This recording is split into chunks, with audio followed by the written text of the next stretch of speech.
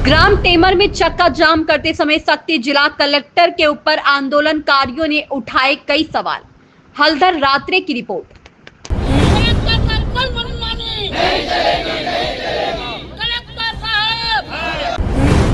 और बाकी लोग छोड़ दिए थे जमीन, तो बिना आरक्षित समलाईदाई की टेमर के अवाम एक जो अस्पताल की लड़ाई लड़ रहे हैं, सिर्फ टेमर के लिए नहीं लड़ रहे हैं।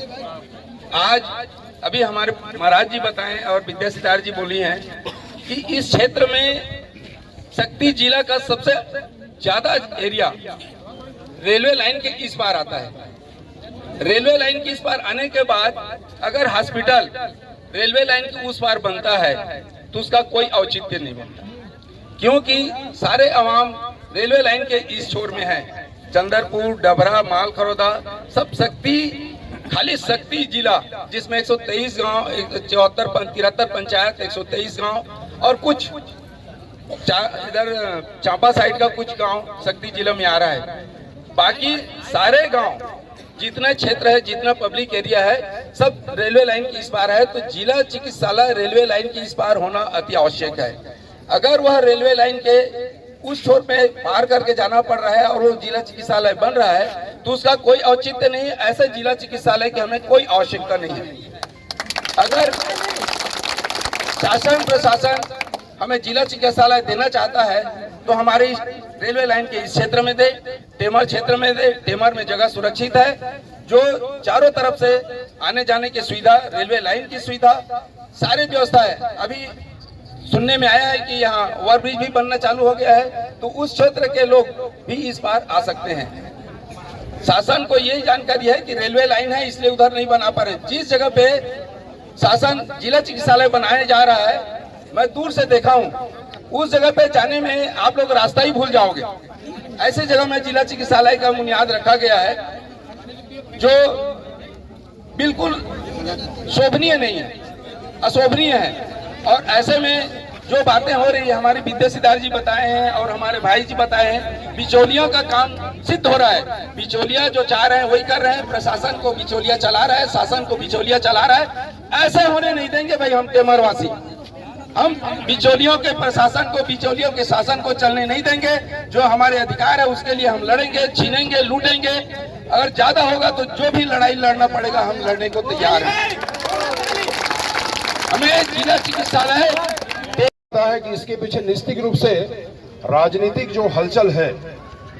कभी कभी सुनने में मिलता है कि जहां हॉस्पिटल बनना निर्धारित हुआ है वहां पर कुछ ऐसे नेताओं का अपना निजी जमीन है जहां अस्पताल बनाकर प्लाट काटेंगे और बड़ा व्यवसाय चलाएंगे भविष्य में। पर ये मुद्दा अलग है। मुख्य बात आपसे कहना चाहूंगा सभी क्षेत्रवासियों से, ग्रामवासियों से जो यहाँ आए हुए हैं, आप बताइए, अगर लाइन के उस पार का कोई मरीज उधर, अगर वह किसी ऐसा पेशेंट जो बहुत गंभीर बीमारी में हो, वो कहाँ जाएगा? वो जाएगा सीधा शक्ति के पीएचसी में। उसके लिए सुविधा बहुत पहले से है। मगर आज कोई चंद्रपुर के आसपास का व्यक्ति जो शक्ति जिला में आता होगा, अगर वह किसी मरीज को लेकर आएगा तो कहाँ जाएगा? अब वो लाइन पार करेगा, उधर जाएगा, तब तक मरीज मर जाएगा। तो क्यों ना हमारा जिला अस्पताल किसी क्षेत्र में अगर हो जाए, ग्राम टेमर में हो जाए, तो निश्चित ही यहाँ से 40 किलोमीटर दूर जो शक्ति जिले का एक गांव आता है, महानदी तट के जो गांव है, कितने गांव है आप लोग देख सकते हो, दर्जनों गांव होंगे उस क्षेत्र में, दर्जनों। वहां का पेशेंट लाइन पार करके अगर वो सकरली जाएगा, उसका क्या होगा? आप देखिएगा, उधर अगर उधर के पेशेंट हैं तो 12 द्वार से लेकर 12 द्वार, शक्ति, चापा, कितने बड़े बड़े अस्पताल हैं, वो कहीं भी जा सकता है। मगर 45 किलोमीटर दूर का पेशेंट जो मरीज है, गंभीर है, दिल का बीमारी है, प्रसव होना है, वो कहाँ जाएगा? इसलिए आप सबकी मांग जायज है। मैं अपने गांव के साथ हूं और गांव के इस मुद्दे को लेकर जहां तक जाना है जाएंगे, क्रांति करेंगे। और जिन अधिकारियों को अधिकृत रूप से यहाँ पर लिख करके जाना है। आप ठीक कर रहे हो, कौन बोल रहे थे अभी? आप बोल रहे थे, वो लिख कर दें, आश्वासन दें कि अस्पताल यहाँ बनेगा।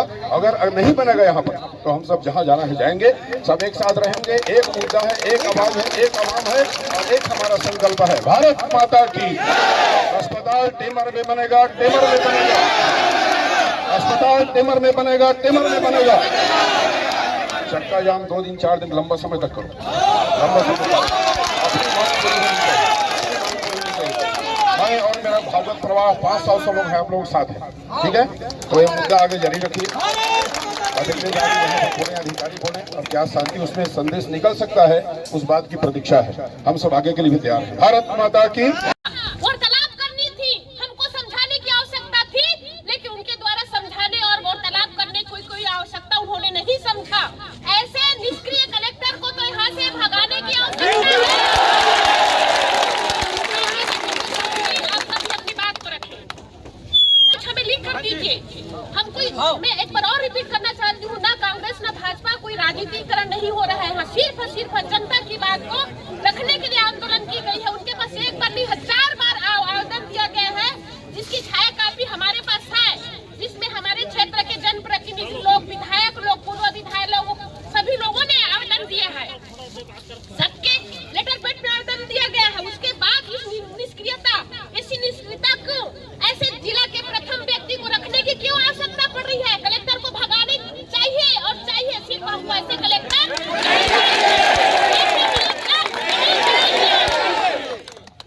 और जो है मेवा उधर के लोग पाए, और आप हमको क्या दे रहे हैं मैं बता रहा हूँ। दिया जा रहा था क्या, वो क्या बोलते हैं sir, housing board. Housing board का मतलब समझते हैं ना, जिसके छत पे चट्टी बनियान सुखाते रहता है, उसको कहते हैं हाउसिंग बोर्ड। तो उसी को हम देखने जाएंगे, ठीक है ना। पानी यहाँ बढ़ रहा है, पानी टैंकर, तो ऐसा सुनने में आया है कि वो जो है डायरेक्ट शक्ति तरफ जाएगा।